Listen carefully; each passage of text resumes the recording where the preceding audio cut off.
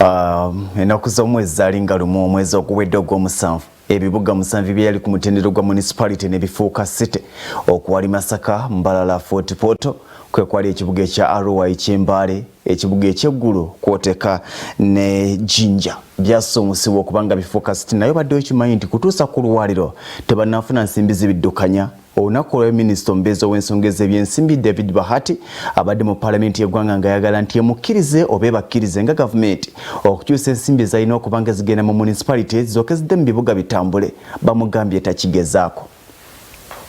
Government is losing money. Wabadde okusika omugwa mu lukiiko olukulu lw'eggwanga, minisita avunaanyizibwa okuteekateekera eggwanga David Bahati bw'alabiseko okusaba paalamenti emukkirize addire ensimbi ezibadde zirina okubanga ziyita mu munisipaali baziteeke ku bibuga ebijja ebyakatondebwawo. Asanze okuwakanyizibwa okw'enjawulo omubadde omukyalo okuva eddokolo Cecilio Gwalasa Akonombaka Okoto Ogongo ku mitendera egibadde giyitiddwamu minisitule eno okukyusa ensimbi zino nga tewali tteeka ligobereddwa. Akubiza paalamenti y'eggwanga ataalumye n'ogw'engulu ng'agamba tasobola kukkiriza kintu kino okujjako okusindika obusindisi minisita addeyo mu kakiiko ak'ebyembalirira okuttaanya n'okusaawa etteeka mwe bagenda okukyusa embalirira egenda okutwala ebibuga bino mu maaso. Madam Speaker, from vote 753 for Fort Portal Municipal Council to vote 855 for Portal City, a total amount of 21,694,250,255. Where you are moving is as if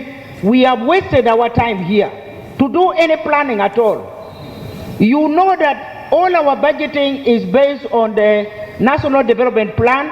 It is based on budget framework paper. These cities were supposed to have become operational from 1st of July. We are now in August. There are no interim leaderships in all these cities that have been created. They are not there. So have you created the votes for the city? Have you created the votes? Yes, the votes are there, Madam Speaker. Under which law? I agree with the colleagues that you cannot amend the Appropriation Act by resolution. We appropriate this money for particular functions. If they are going to be altered, you come with an appropriation amendment bill, which should go to the committee and be discussed. Thirdly,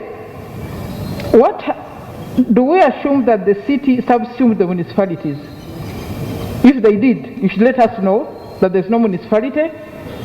It's just everything is the city. So how do they fit in? So, Honourable Minister, really, this is premature. Please bring an amendment to the appropriation bill, but first sort out the law, sort out the status, legal status.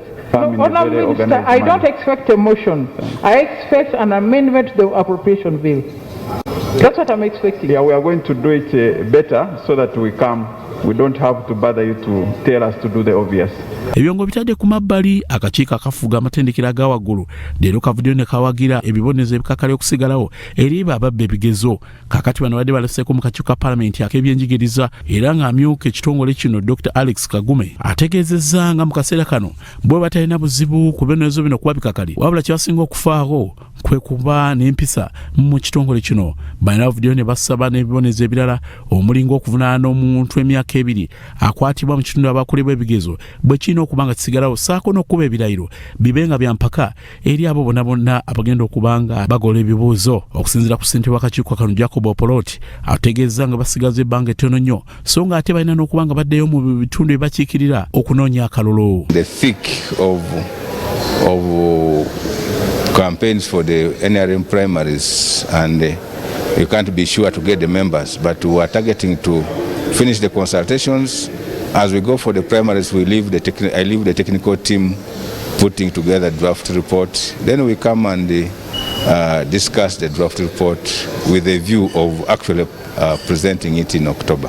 Raso TV, Nze Grace Girinya, Nelia Sajabi, Omonyo.